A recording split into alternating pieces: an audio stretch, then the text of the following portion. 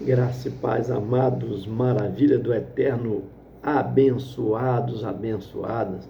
Você é riqueza do Todo-Poderoso Deus, você é joia preciosíssima, corra linda do Senhor, mais um café com Deus, com o pastor Maurício Loureiro. Café de hoje, meu amado,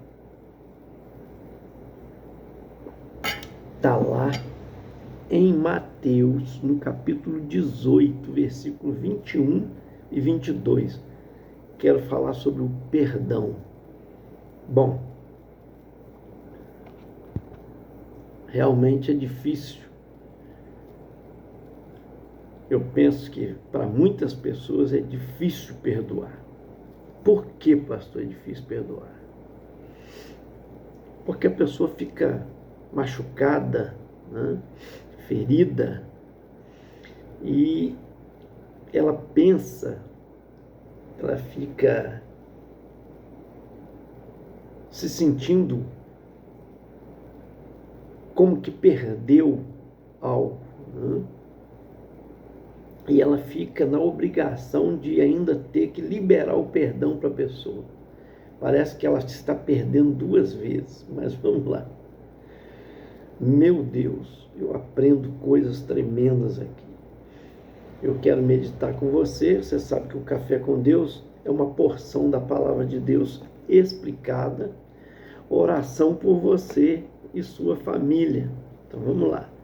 Mateus capítulo de número 18, versículo 21 e 22 está escrito desta maneira. Então Pedro, aproximando-se, lhe perguntou: Senhor, até quantas vezes meu irmão pecará contra mim e eu lhe perdoe até 7 vezes? Respondeu-lhe Jesus: Não te digo que até 7 vezes, mas até 70 vezes 7. Eita glória! Pedro achou que estava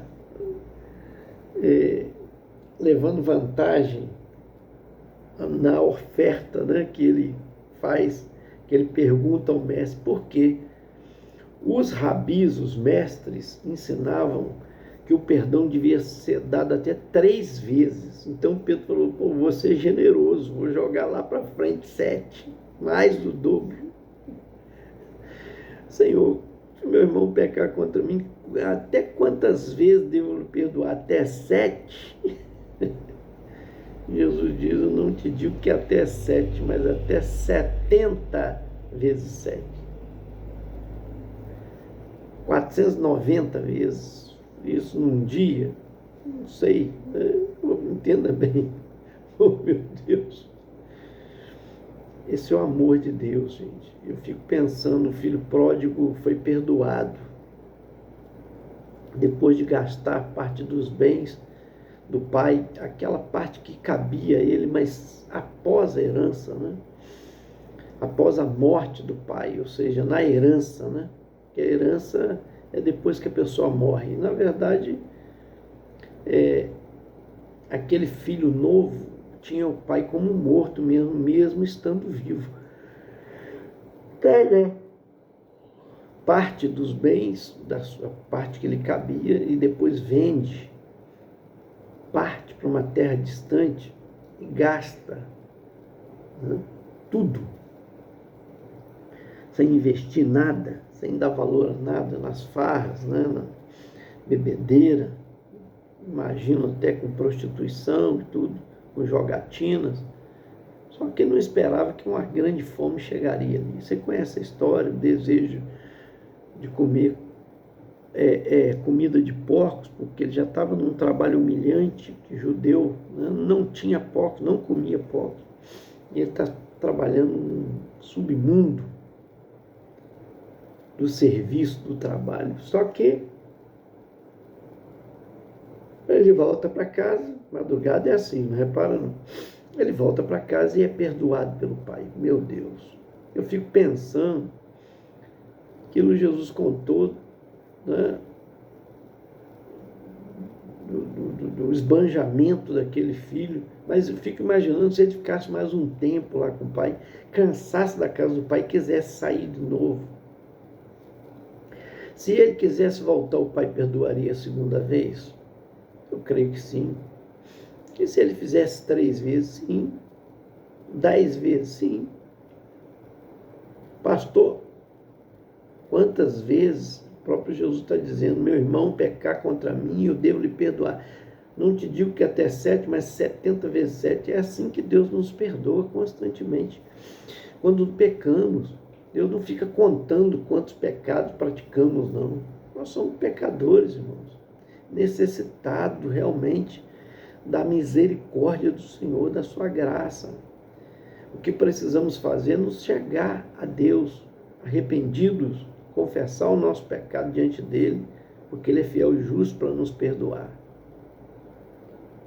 João, escrevendo, na sua carta, diz, filhinhos, não pequeis. Está escrevendo a igreja do Senhor, que estava espalhada na Ásia, na África, na Oceania, na Europa. Olha só, ele diz, não pequeis, mas se todavia pecardes, vós tendes um advogado ao lado do Pai, saber Jesus Cristo. Por isso que a nossa oração deve ser sempre no nome de Jesus. Por quê? Ele diz, tudo que pedis ao Pai em meu nome, eu vos farei. Então, quando você pede perdão em nome de Jesus, ele vai te perdoar. Foi por isso que Deus agradou moer seu filho. Para toda vez que você pedir perdão, ele vai lembrar do sacrifício que o seu filho praticou para nos perdoar. Amém? Isso aí, recebe aí. Isso é lindo. Lindo demais. É a misericórdia de Deus. E a gente deve ser misericordioso, a gente deve perdoar. Tem gente que fica guardando mágoa dos outros, pelo amor de Deus. Fica guardando, não perdoo, não. Eu não perdoo, não quero saber. Tem gente assim. Mesmo que a pessoa se humilhe perante ele, o coração é duro e às vezes é pregador da palavra.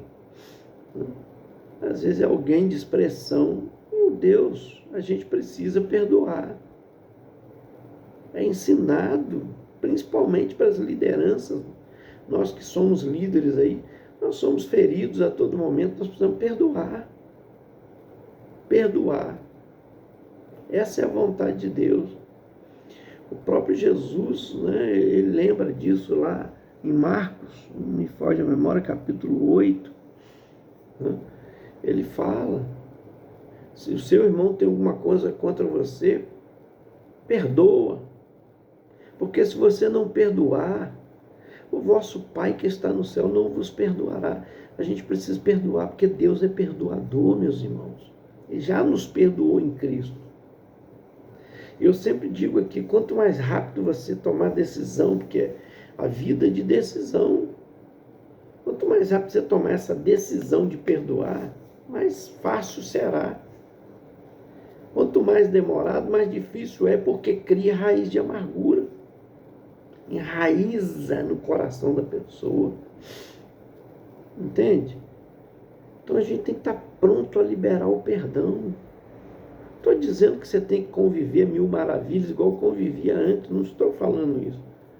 Mas você não pode olhar para a pessoa e desejar para ela o mal. Não querer que Deus vingue.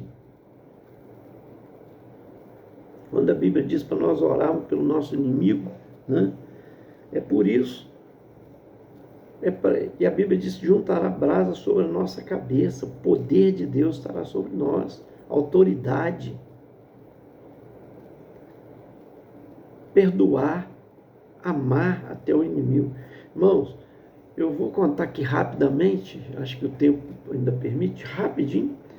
Eu me lembro daquele filho que estudava fora, o pai investia, não lembro, fazia faculdade fora, não lembro se era medicina, o que era, mas esse filho, o pai comprou uma fazenda linda no sul do país e ele foi lá conhecer a fazenda. O pai muito feliz em recebê-lo, montou no cavalo, foi mostrando as coisas lindas da fazenda, a cascata, o rio, o bosque, né? A vegetação, foi mostrando tudo que ele tinha de lindo na fazenda, a sede. Aí ele mostrou um lago e disse: você está vendo que esse lago tem um casal de cisne ali, negros. Geralmente o cisne é branco, mas eu viajei terra distante para comprar esses cisnes de grande valor, paguei uma fortuna por eles, e é a coisa que mais eu estimo na fazenda são esses cisnes. Olha só. Muito bem. O filho sai para caçar um belo dia de manhã, tenta a caça o dia inteiro, vê um coelho, tenta atirar e não consegue. Quando atirava, o coelho já tinha ido fugido, e ele vai tentando várias caças e nada apanhou até a tardinha, de manhã até a tarde. Chega cansado na beira do lago, ele olhando para o cisne, começou uma tentação, uma voz dizer para ele: você não teve oportunidade. Ali, sua mira ali. Tenho certeza que você vai acertar. E ele mirou para aquele cisne. E a tentação foi aumentando no seu ouvido, aquela voz. Ele acabou puxando o dedo e puf, estourou os miolos do cisne, matando. Só que ele olhou para um lado, olhou para o outro e achou que ninguém tinha visto. O capataz, né, da fazenda estava atrás de uma moita, deu uma gargalhada. Disse: agora você está nas minhas mãos. Eu vou contar para o seu pai. Ele disse: não, pelo amor de Deus, não conta. É uma das coisas que mais meu pai estima da fazenda. Não conta. Foi uma fraqueza, uma tentação. Não, eu vou contar para o seu pai. Não conta, eu faço qualquer coisa. Ah, você faz? Então tá, amanhã cedo. Te aguardo lá no alto da campina. E o filho tomou o café mais cedo, antes do pai. Pegou o cavalo, subiu para o alto da campina, chegou lá. O capataz disse para ele: olha, você vai pegar aqui, tá vendo? Seu pai mandou a gente roçar isso daí, você vai meter a foice nisso daí, vai roçar. Ele começou a meter a foice naquilo. Só que a mão era de estudante, começou a dar bolhas. E o sol quente, e o capataz ria, sentado numa cadeira: vamos, é para hoje, zombando dele. No outro dia, falou: quero você cedo aqui de novo, hein? Ele montou no cavalo cedo, tomou café mais cedo que o pai, e a mesma coisa, chegou lá: agora você vai capinar. Botou ele para capinar naquele sol quente, filho todo queimado, aquele de sol, né? E passou uma semana, o pai estava percebendo que alguma coisa errada, ele não conseguia estar com o filho, não tomava café com o filho, e via que o filho estava triste, o seu semblante abatido, ele não sabia o que era, mas ele resolveu seguir o filho. Não deixou o filho perceber que ele já tinha levantado. O filho tomou café mais cedo, como de costume, pega o cavalo, sobe para a campina, e o pai vai atrás, esconde atrás de umas moitas, e vê o capataz rindo, debochando: vamos, é para hoje, filhinho de papai, zombando dele. Gente, o pai chegou: o que está acontecendo aqui? O filho caiu em pranto, em choro, as mãos toda ferida, estava magro, queimado do sol, e caiu de joelhos chorando no chão e disse: pai, ô pai, eu pequei contra ti. O que você fez, rapaz? Sabe aquele cisne que o senhor tem lá no lago, o casal de cisne, eu mirei eu não havia pego nada na caça o dia inteiro, e a tentação começou a falar no meu ouvido, eu atirei contra o cisne, e matei seu cisne. Só que eu achei que ninguém tinha visto. Esse teu servo, esse capataz, começou a rir, a dar gargalhada, e a me ameaçar, pai. e me fazendo esses dias todos roçar pasto e capinar. Olha como é que eu estou, as mãos todas feridas, filho abatido. O pai olhou para o capataz e disse assim: rapaz, qual o seu problema?